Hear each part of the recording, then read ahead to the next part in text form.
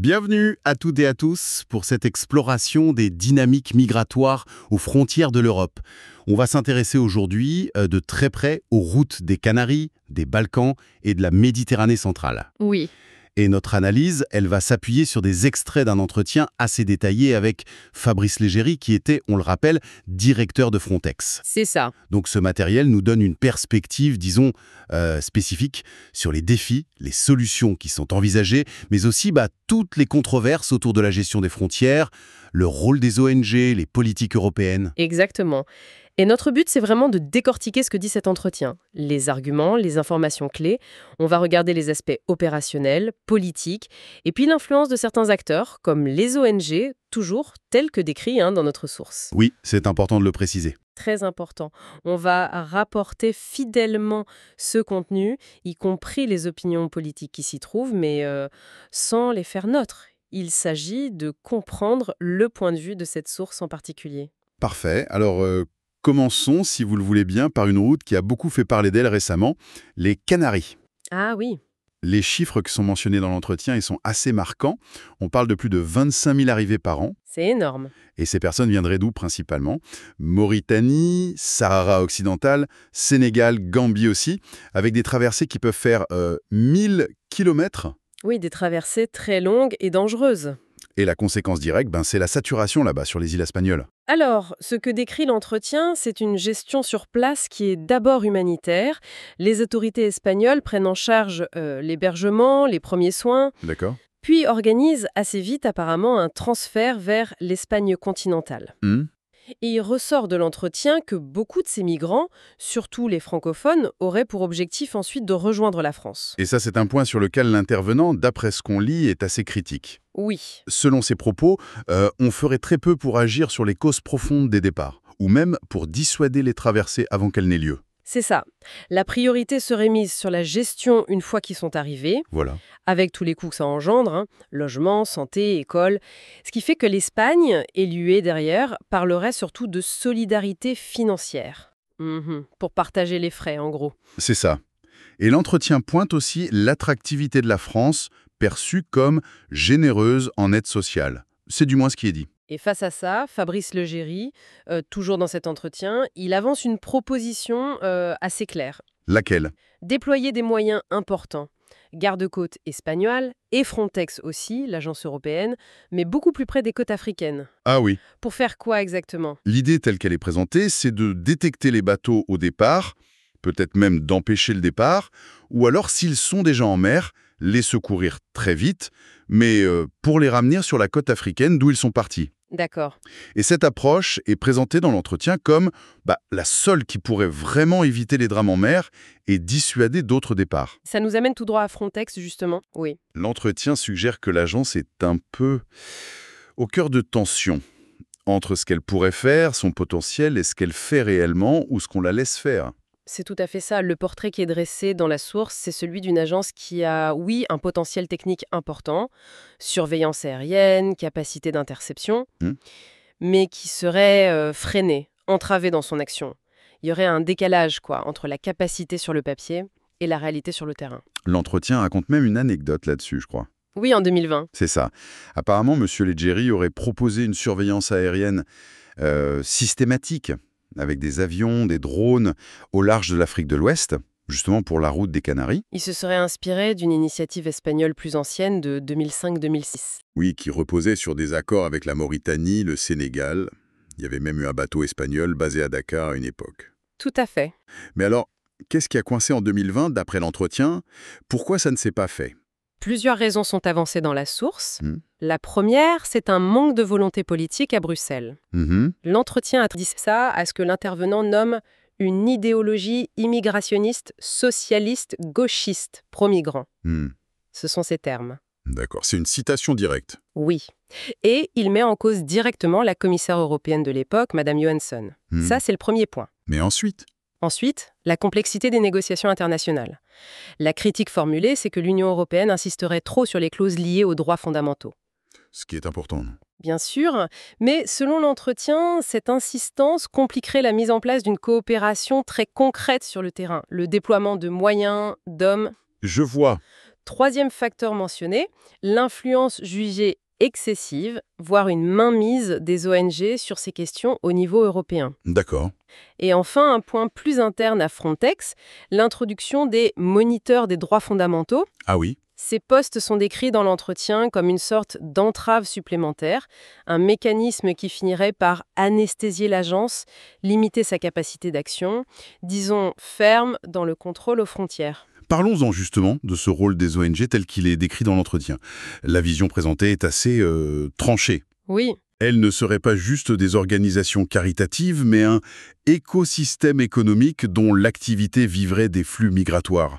C'est fort comme terme, écosystème économique. oui, c'est un terme fort utilisé dans la source. Et l'entretien donne plusieurs exemples ou critiques pour étayer ce point. Comme quoi, par exemple? D'abord, le reproche de se concentrer sur l'accueil, la gestion des flux, une fois les migrants arrivés, plutôt que sur la prévention des départs ou ce que l'intervenant appelle la protection des frontières. Ok. Ensuite, elles sont présentées non pas comme des œuvres bénévoles, mais comme des structures très organisées, professionnelles.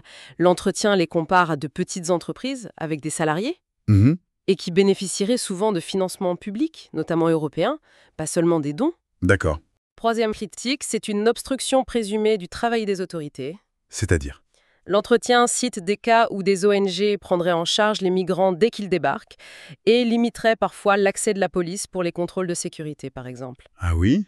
Des exemples concrets sont donnés? La source mentionne des situations en Grèce en 2017 ou plus récemment sur l'île d'El Hierro, aux Canaries. Là, une association, Quorum Social 77, aurait même géré la sécurité d'un camp. L'analyse va encore plus loin dans la source. Elle parle d'un lobbying actif de certaines ONG. Oui, pour décriminaliser la solidarité. C'est ça. Se présentant comme des défenseurs des droits face à des États qui seraient dépeints comme répressifs. Il est aussi suggéré qu'elle contribuerait à rendre les arrivées moins visibles.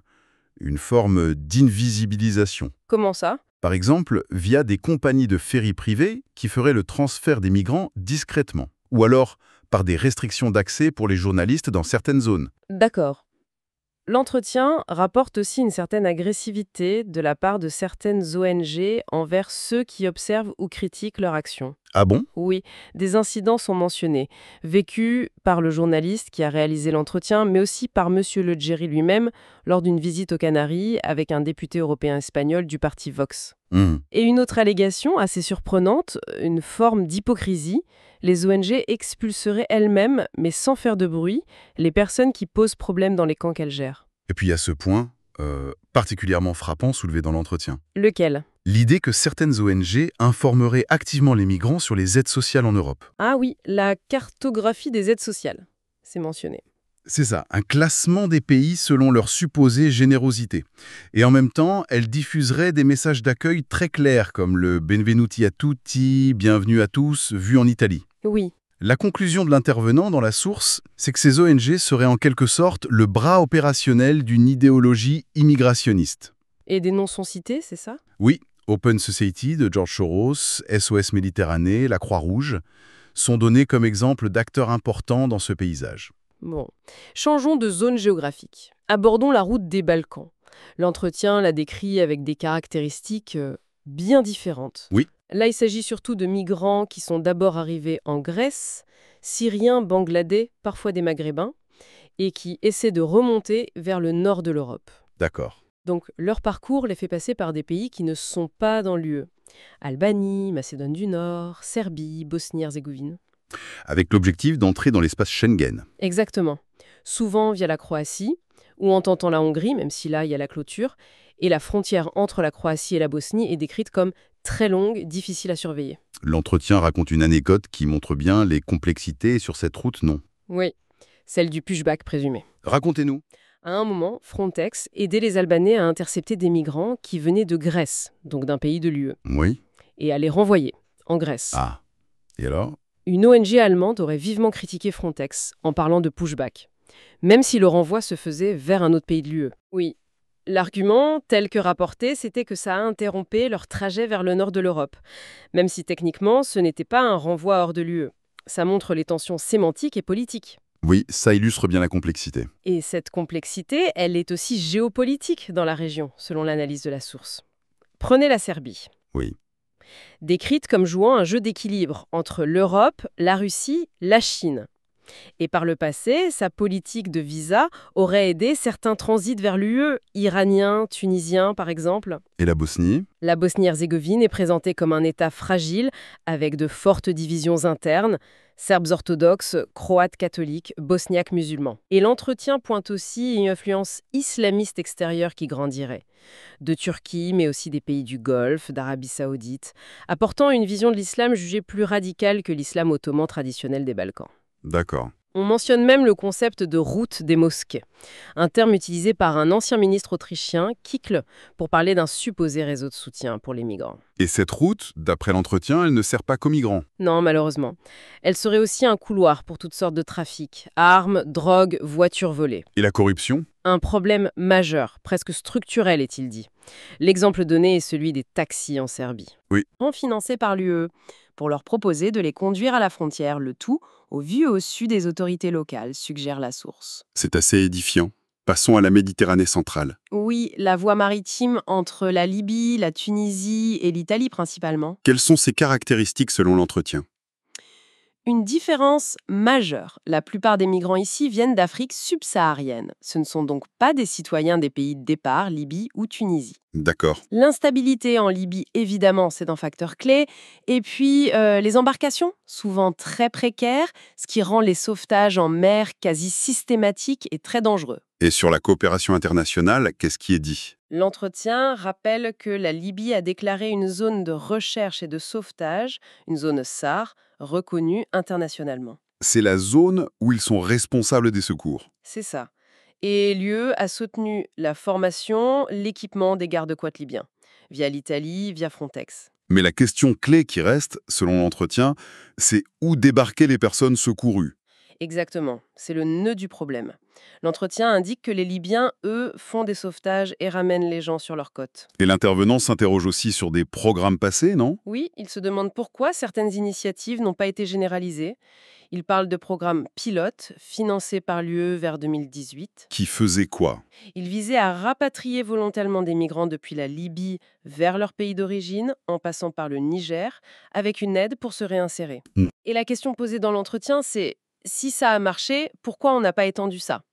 Est-ce que ça cache un manque de volonté politique de créer des centres contrôlés par l'UE, mais en Afrique du Nord, pour traiter les demandes avant même l'arrivée en Europe? C'est une question importante, et ça fait le lien avec la politique italienne actuelle, celle de Giorgia Meloni, telle que décrite dans la source. Oui, présentée comme une politique de fermeté assumée. Qui cherche la coopération avec des pays tiers pour externaliser la gestion. L'accord avec l'Albanie, c'est l'exemple le plus frappant. Oui, pourrait créer un centre de traitement des demandes d'asile hors d'Italie, hors de l'UE.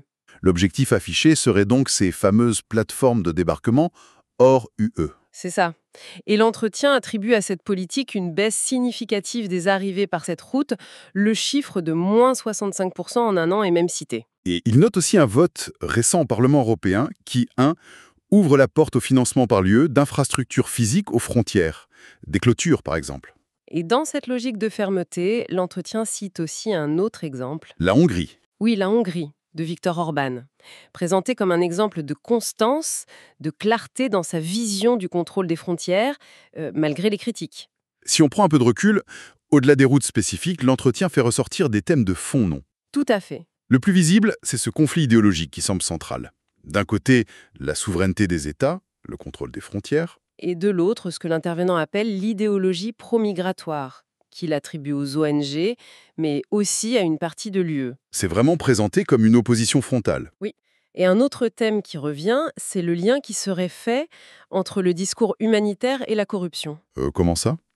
L'argument développé dans l'entretien, c'est que l'insistance sur la solidarité humaine, telle qu'elle serait portée par certaines ONG ou même Bruxelles, pourrait avoir un effet pervers. Lequel?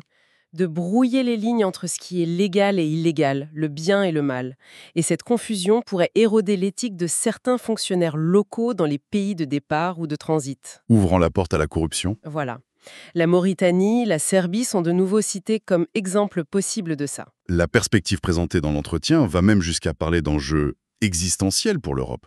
Oui, les termes sont forts. Il est question de menaces pour l'identité culturelle des nations européennes, pour leur mode de vie. Voire pour la civilisation européenne. avec une référence à des valeurs comme l'égalité homme-femme qui seraient menacées par une immigration non contrôlée. C'est ce qui est dit.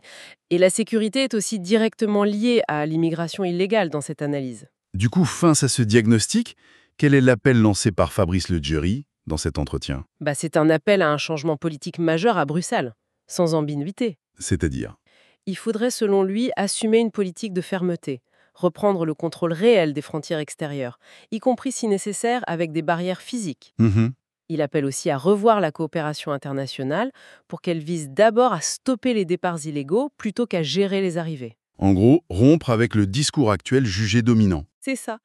Mais l'entretien se termine quand même sur une note d'espoir, selon lui, basée sur les changements politiques qu'il observe dans certains pays et les résultats des élections européennes récentes. Donc, si on résume, l'image qui se dégage de cet entretien, c'est celle d'une situation migratoire aux frontières de l'Europe qui est incroyablement complexe. Oui, on a des routes dangereuses, des institutions comme Frontex prises en étau, des ONG au rôle très controversé, des politiques nationales divergentes, Entre fermeté et accueil, et en toile de fond, des fractures idéologiques très profondes sur la réponse à donner. tout à fait. Et peut-être pour conclure notre exploration de cette source, une réflexion qui essaye de saisir la tension qu'elle expose, sans prendre parti, bien sûr. Oui, L'analyse qu'on a vue met vraiment en lumière un conflit majeur entre deux impératifs. D'un côté, celui de la solidarité humaine, de l'accueil que portent certains acteurs, mhm, et de l'autre, l'exigence de contrôle souverain des frontières, de préservation d'une identité nationale que défendent d'autres. deux visions qui semblent difficiles à concilier. Très difficile. Et la question qui reste ouverte et qui est soulevée par la perspective de notre source, c'est quel équilibre peut-on vraiment trouver? Un équilibre qui réponde à la fois aux défis humanitaires qui sont immenses et aux préoccupations des sociétés européennes en matière de sécurité, d'identité. Sur le long terme, c'est la question essentielle, je crois.